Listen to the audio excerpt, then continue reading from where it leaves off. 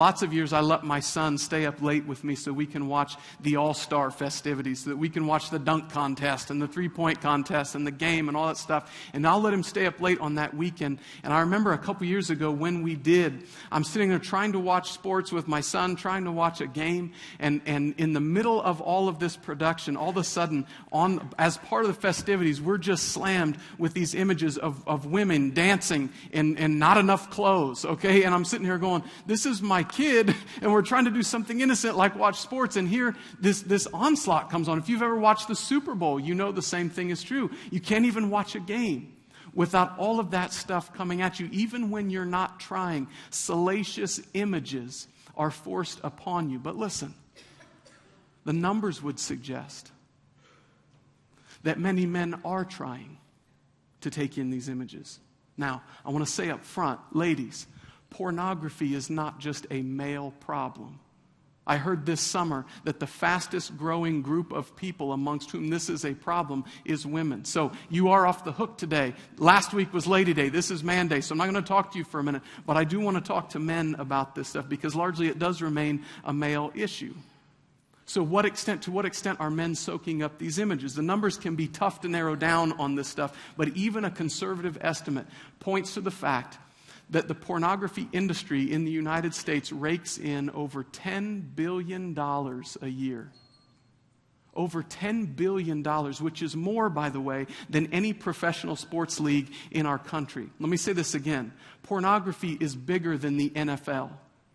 Nothing is bigger than the NFL in this country. That is. Pornography is bigger. It takes in more money than the bottled water industry in the United States, like all of it. More than bottled water in our country. Now, mind you, that's just the stuff that people pay for. The numbers of late are actually going down in terms of the money it makes because you can get so much of that stuff for free. See, the numbers don't reflect what's going on in that arena. The numbers don't reflect the stuff that's lurking in the human heart. Now, if you ask most men, particularly most church-going men, we'd probably all say we want to be good husbands. We want to be good men. We want to provide for our families. The problem is we have a tendency to believe that the best and most important thing we can do for our families is bring home that paycheck. That the best and most important thing we can do as men, we assume, is to provide and bring this money home. Whatever else we are, whatever else we do, as long as we're working hard, then that's enough. We say, I worked all day, I brought home the money. What else do you want from me, woman? Right? That's what some of us think. What do you want? Well, I asked. I did. I'm going to tell you more about this next week. A while back, I posted a question to people. I didn't ask like that. My goodness. I'm not crazy. I asked the question broadly. And I posted this question a while back to just people I know. So it's not a scientifically representative sample. But the people I know are roughly similar to you. So maybe it's close enough for you. But I asked this question: what's the most important quality you looked for or are looking for in a spouse? Now, I'm going to tell you more about that next week. And what I discovered is, just briefly, that there was both clarity and confusion in these answers that I got. Today I want to tell you about the clarity end of it. Here's what kept coming up amongst the women who responded to this. What is the most important quality you look for in a spouse? This is what the women said. I want someone I can trust, and I want someone who fears God. I got 30 responses, different responses from females, and 1/3 of them were some version of those two answers. I want somebody I can trust, and I want someone who fears God. What are they telling us, men? That maybe if we made purity as big of a priority as we do our jobs, we would have totally different kinds of marriages in this country. Maybe if we made purity a priority like we do our hobbies and our interests, that maybe that we would be raising up a different kind of kid than what so many are sending out into this world today.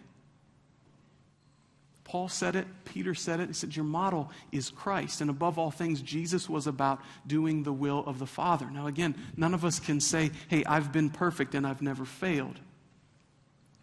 But we can say, by the grace of God, there's nothing more important in my life than to be pure, to teach it to my children, to guard them, to guard myself, to guard my eyes, to do whatever I have to do. What did Jesus say? If your eye causes you to sin, what? Pluck it out. He's not telling you to maim yourself. He's saying if there's something that's inviting that into your life, take it away, get rid of it. If we're watching the Super Bowl, this is going to sound like blasphemy to you. If we're watching the Super Bowl and we have to turn it off, he says, what's the priority? Man, if I made and you made purity the priority in our lives beyond all these other things, that we worked as hard to model holiness in our homes as we do to remodel our homes. If we worked as hard at that, I want you to think about Jesus, who had the power to call down legions of angels. Jesus, who had the power, literally, if he could speak a word, these guys who were making fun of him and beating him, he could have stopped their hearts with one word. Do you realize that? And what he's saying is, Jesus didn't do any of that. He didn't even remind them that he could. And that's what I think. If I was Jesus, maybe I would have had the control to not kill them, but I sure would have let them know I could have. I at least would have said that. Right, but he says he didn't do anything. He didn't retaliate. He didn't threaten. He didn't do anything like that. And in that, he showed us this second quality that I want you to see. He showed us about being a Christ-like man, what bridled power looks like.